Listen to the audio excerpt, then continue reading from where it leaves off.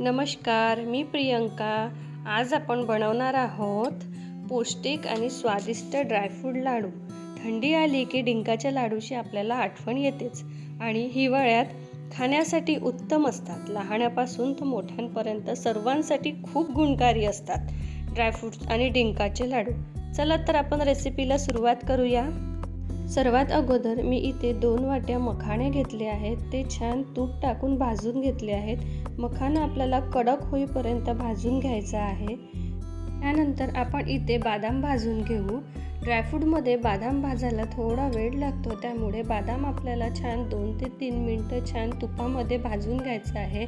नंतर त्यात काजू, पिस्ता टाकून पुन्हा 5 ते 10 मिनटं भाजून घ्यायचा. बदाम भाजायला थोडा वेळ लागतो, म्हणून सर्वात प्रथम बदाम थोडं 5 मिनटं भाजून घ्या. त्यानंतर बाकीचे ड्रायफ्रूट टाकून ते पण थोडे लालसर होईपर्यंत भाजून घ्या आणि ताटामध्ये काढून घेऊ. पुन्हा त्याच कढईमध्ये थोडं तूप टाकून आपल्याला इथे अंजीर भाजायचे आहे.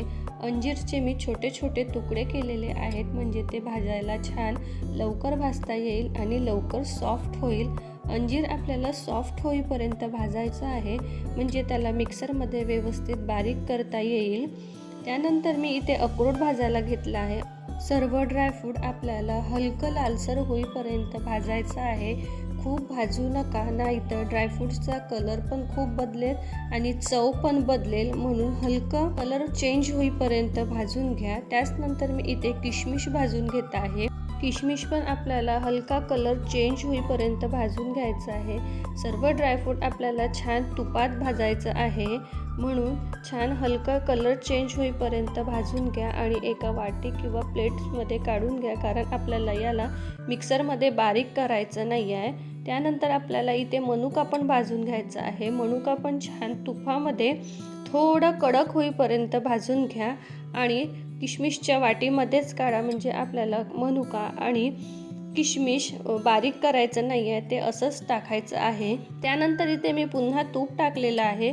तुपामध्ये आपल्याला खोबरं भाजायचं आहे. खोबरं भाजताना मंद आचेवर लालसर होईपर्यंत भाजा. व्यवस्थित भाजा, नाही तर लाडवाला खवट वास येतो, म्हणून खोबरे भाजताना मंद आचेवर 5 ते 7 मिनटं लालसर होईपर्यंत भाजून घ्या आणि एका प्लेटात काढा. त्यानंतर पुन्हा तुपाचं प्रमाण थोडं जास्त घेतलेलं आहे, कारण की आपल्याला इथे डिंक तळून घ्यायचं आहे. डिंक तळताना थोड्या थोड्या बॅचमध्ये डिंक तळून घ्या. पूर्ण व्यवस्थित डिंक तळेल तेव्हाच प्लेटात काढा, नाहीतर डिंकाचा तुकडा जरी राहिला तर तो दाताखाली येऊन दाताला इजा होऊ शकते, म्हणून डिंक तळताना छान व्यवस्थित तळा. इथे डिंक 2 बॅचमध्ये व्यवस्थित तळून घेतलेला आहे. आता पुन्हा त्या कढईमध्ये तूप टाकून आपल्याला खारीक पावडर भाजायचं आहे. खारीक पावडर भाजताना हलका रंग बदलेपर्यंत भाजा, खूप जास्त भाजू नका. खारीक पावडरमध्ये थोडं थोडं तूप टाकून हलका कलर चेंज होईपर्यंत पूर्ण खारीक पावडर भाजून घ्या. मी इथे 2 बॅचमध्ये खारीक पावडर छान हलकं लालसर होईपर्यंत भाजून घेतलेलं आहे. खारीक पावडर भाजताना मंद आचेवरच खारीक पावडर भाजा, नाहीतर बुडाला लागू शकते.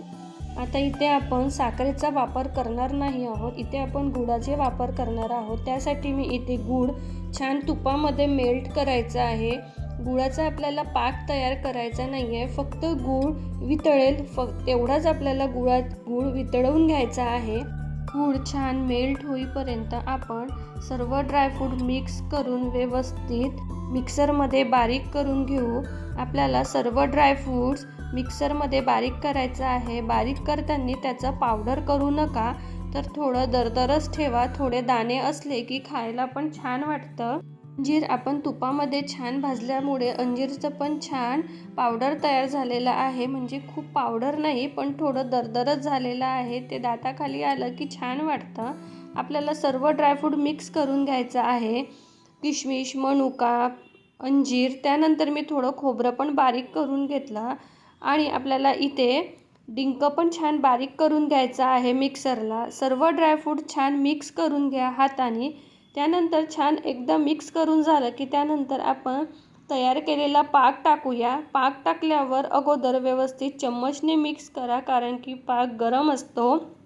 त्यानंतर हाताने व्यवस्थित संपूर्ण लाडवाचं मिश्रण हाताने मिक्स करा. हाताने मिक्स केलं की सर्वीकडे छान व्यवस्थित मिक्स होते आणि छान तुम्हाला वाटेल त्या आकाराचे लाडू तयार करा. हे ड्रायफ्रूट आणि डिंकाचे लाडू कमीत कमी महिना 2 महिने तरी छान व्यवस्थित टिकतात. तुम्ही हवाबंद डब्यामध्ये व्यवस्थित स्टोअर करू शकता. कशी वाटली ही रेसिपी नक्की मला कमेंटमध्ये कळवा आणि माझ्या चॅनलला लाईक आणि सबस्क्राईब करायला विसरू नका.